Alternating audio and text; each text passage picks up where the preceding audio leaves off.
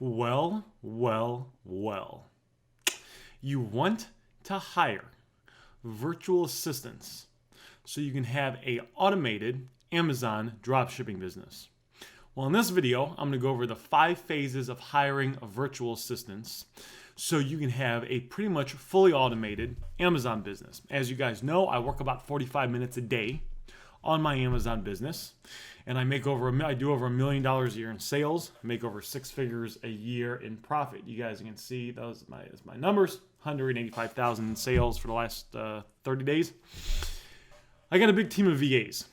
I have a team of VAs for me, and I actually have, for client stores of mine, I have virtual assistants as well. So I've been working with virtual assistants now for my Amazon store since the beginning.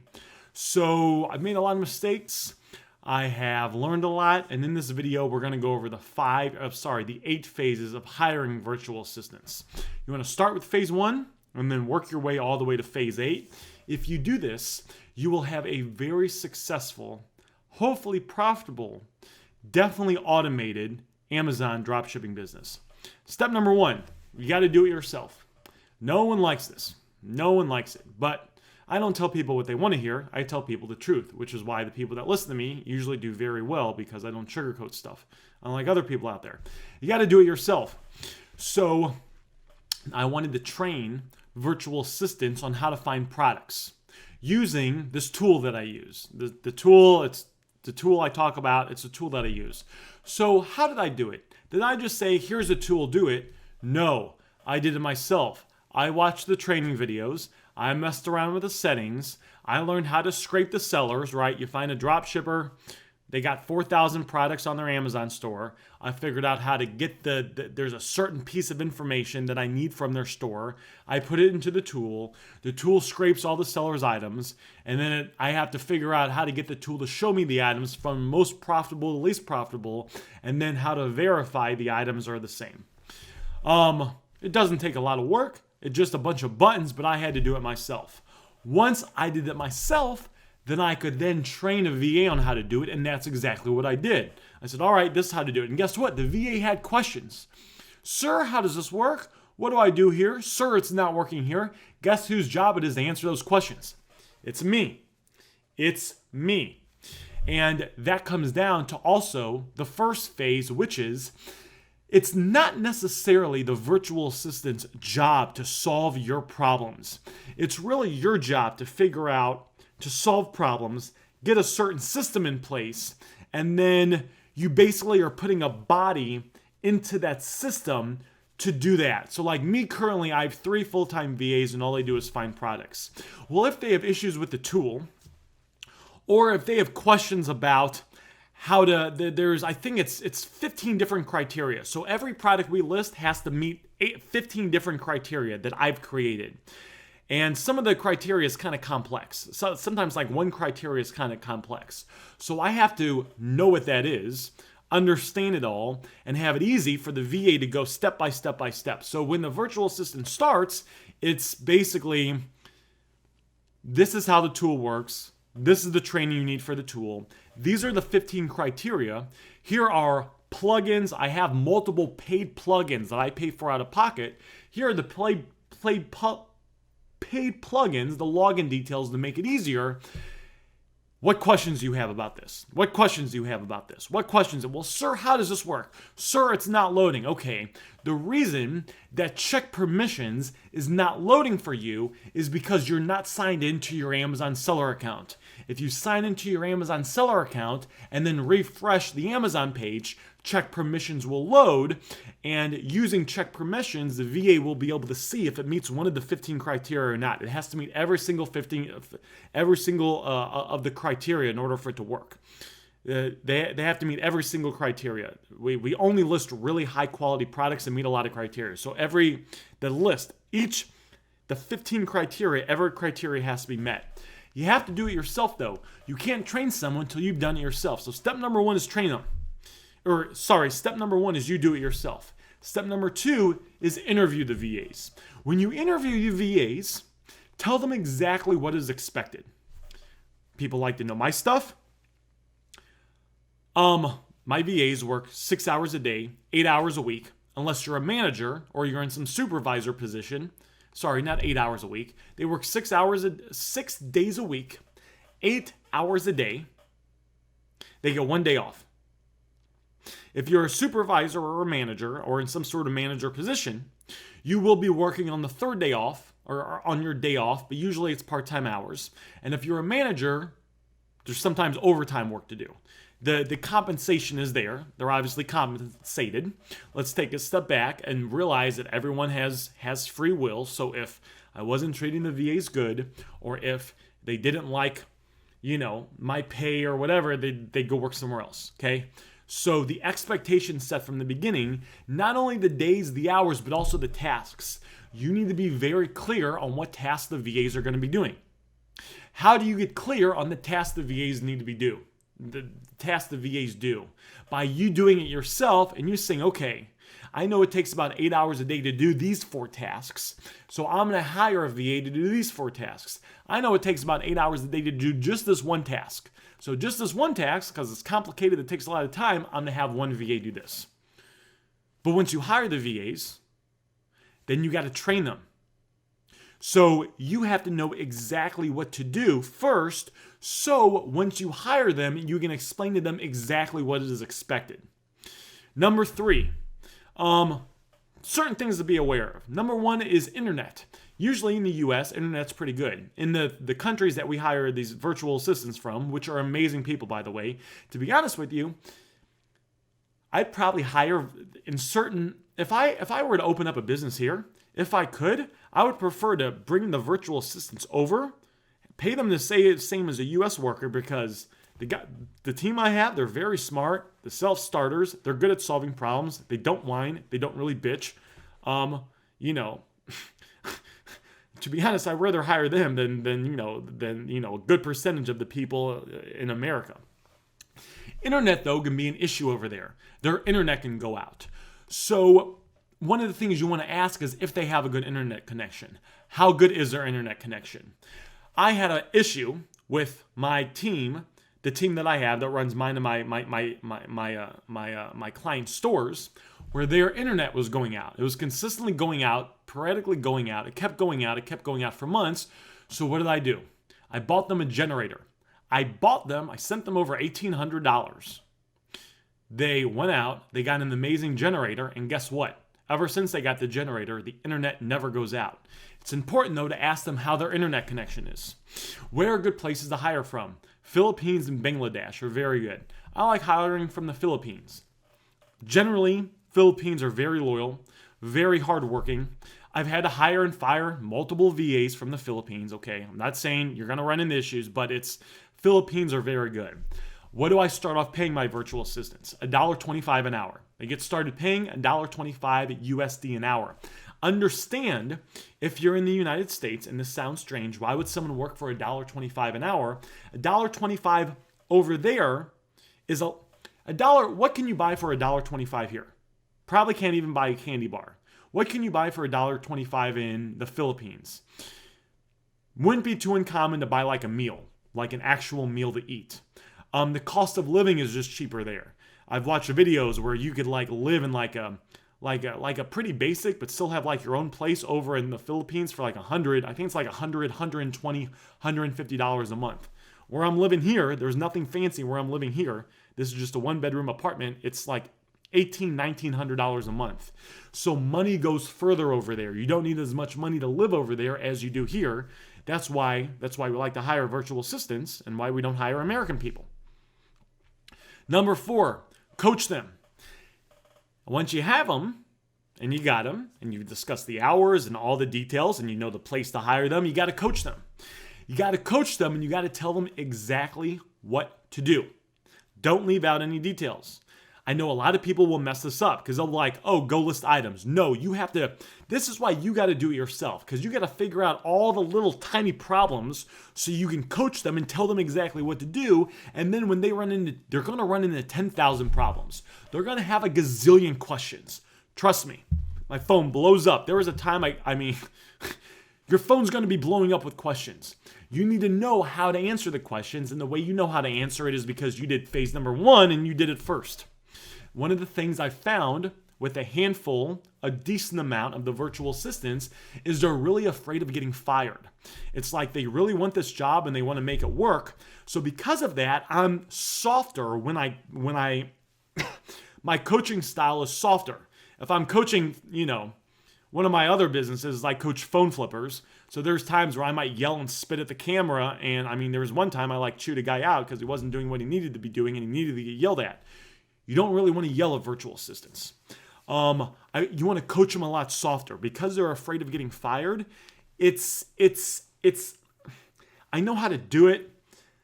I don't know exactly how to explain it, but it's like, I'll teach them something and then what questions about that do you have for me? What can I help answer for you? What about this is confusing? It's like I'm taking a step back because I've noticed a lot of times there's a handful of virtual assistants where they might not fully understand something, but they're afraid to ask you, I believe, because they're afraid that you're going to think they're dumb and that you should know it, and they're afraid they're going to get fired. That's kind of the sense that I get from it. So whenever I'm kind of coaching, it's kind of like, what questions do you have for me on this? You explain it well, but then it's like you got to kind of take a step back. The other thing is, if the virtual assistants make a mistake, before you freak out, it's important to ask yourself, is this virtual assistant dumb? Or am I an idiot? And did I possibly not cover a specific micro step in one of these topics? I teach what's called doing the third grade micro steps, where I teach in a way where I want a third grader to be able to understand what I'm saying, and I make sure that I cover every single small aspect so there's nothing left out. Think about this. We want to have an Amazon dropshipping business that's almost automated, where you don't have to pick up the phone and sell anyone. You don't have to leave your house. You can make 6 figures a year working from your computer. You don't need a college degree. There's going to be a lot of moving parts to that. There's going to be a lot of moving parts and a lot of things that can get fairly complicated. So if something gets messed up, it's important to ask ourselves before we freak out on the VA. I've done this multiple times. Is this the VA's fault or is this my fault? Once you've gotten to this step, you go to phase number 5. Phase number 5 is where you step back. See, I want to do everything myself, especially customer service, because I speak English. I'm good at customer service. The virtual assistants, guys, in the beginning, their English is not their first language. So they speak choppy English and then they don't know anything about customer service. So you need to basically, what I do is I teach my customer service reps how to speak amazing English, customer service wise. And I teach them stuff like, they're going to be communicating, sorry about that, I had a brain fart.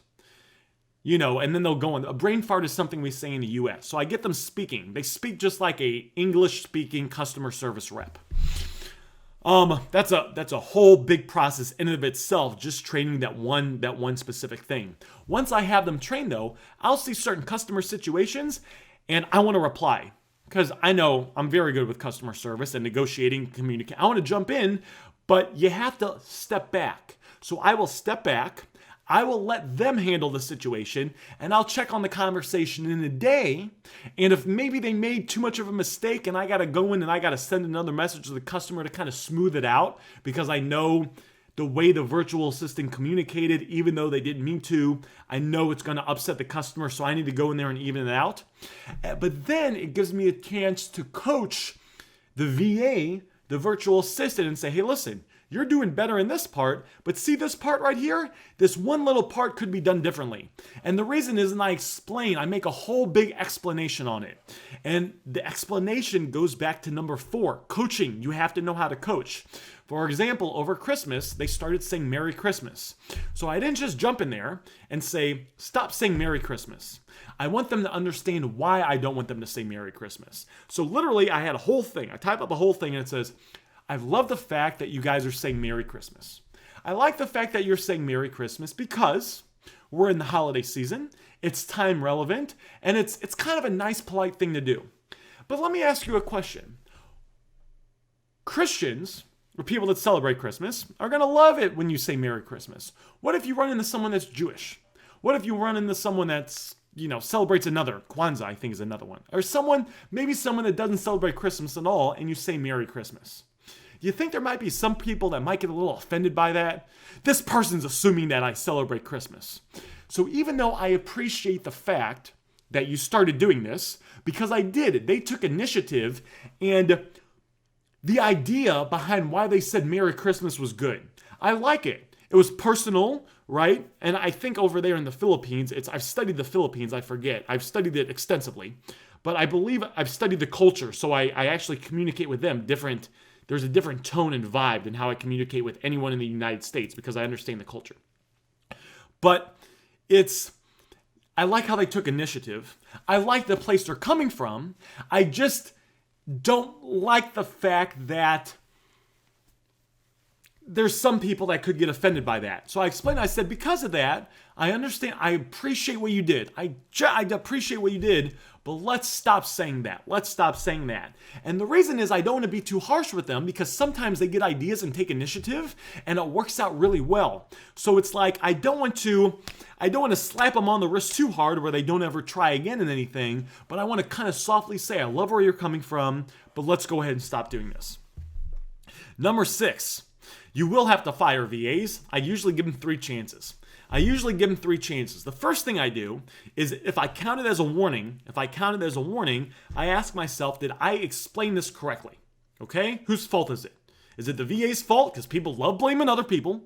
Or is it Aaron Goldstein's fault? Oh, Aaron Goldstein's fault. I didn't explain this. Okay. Oh, no. This time it's a VA's fault. They made a mistake. So that's their first warning. This is why you got a warning. And you need to have these conversations. You're getting a warning. This is why you're getting a warning. The reason is you did this. This is why you're getting a warning. What I need you to do differently is I need you to do this. Then you get commitment from them. The commitment from them is, do you agree to follow the new thing, or the better outline in the future? Yes, I do. Then it's always, what questions do you have for me on this? None, sir. Sorry about that, sir. It won't happen again, sir. Okay. All right. Generally, it's 3 mistakes and then they get replaced. Now, sometimes, like one of my main right-handed people, this person has made more than 3 mistakes. But it's been over the course of a year. They've been working with me and they've done a lot of stuff right and they corrected a lot of the mistakes they've made too. So it's like, these aren't necessary. You have to know when to break up. If they make 3 mistakes, in a month and a half, 2 months, probably time to get rid of them, right? But if they make a mistake here, in a few months they make another mistake, and they don't make the same mistakes over and over again, then they're learning, they're growing. You got to kind of have judgment. But do not be afraid. With that said, don't be afraid to fire people. I think it was Gary Vee that says a lot of people, you want to be quick to hire, quick to fire. Or something like that. I don't know. Someone said that, where basically it's like sometimes employers, that's you, they get this big thing in their head of, I hired this person, so they're going to be good. It's an extension of their ego. I hired this person, thus they're going to be good because I chose them. Don't let your ego stop you from making money. If you made the wrong decision, that's fine. Be willing. If they're not doing a good job, you have to be willing to fire them.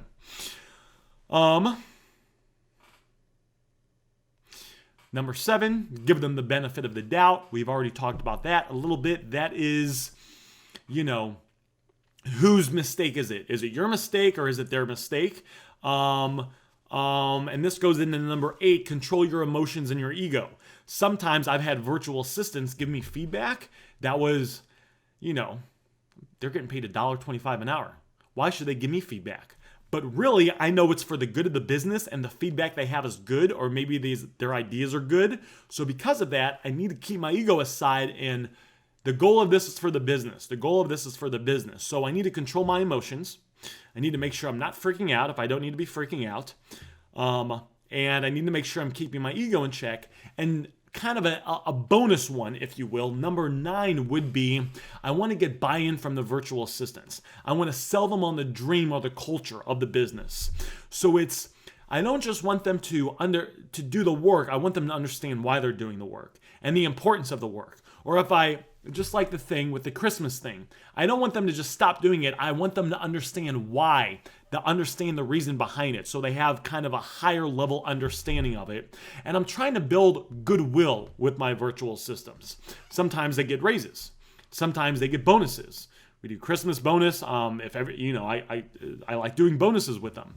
I want to to get it where I'm always trying to create the feeling of it's not, I want it to be like a team. Like, you got to do the work and show up and do the work, but it's a team. And when you do good, you get rewarded. And there's also appreciation. Sometimes you show appreciation by giving money. Sometimes you just show it when you do someone doing a really good job. The person I got now handling returns, this guy in the beginning made a mistake. I was pissed off about to fire him, but I controlled my emotion. I said it was one mistake. This guy now, he handles all the returns. He does a great job. So all the returns, the rule is all returns get taken care of within 48 hours. Whenever we get a return request, they get taken care of within 48 hours. And not only that, there's a structure and a formula I have in place for following up for the returns as well. And I have a script for it. I have a whole system just for handling returns. He was doing really good. He was doing everything he was supposed to be doing. The returns are going very good. Send him a message. Hey, just want to let you know, his nickname's Dave. Just want to let you know, Dave, you're doing a great job. I'm very impressed. This is fantastic. I see you're getting all these handled correctly. I know because getting returns, the way that I get orders processed, it can be a little bit trickier because I don't want to get in too many of but it can basically be, it's working with other people. And I know it can be kind of a pain, but he was consistently getting all the returns. I said, you're doing a great job with this. Thank you for handling this so well. It's very much appreciated. I can tell you're working hard on the store. It's appreciated. So not forgetting to show appreciation to your virtual assistants as well, with the goal of building that camaraderie, building that team, building that culture.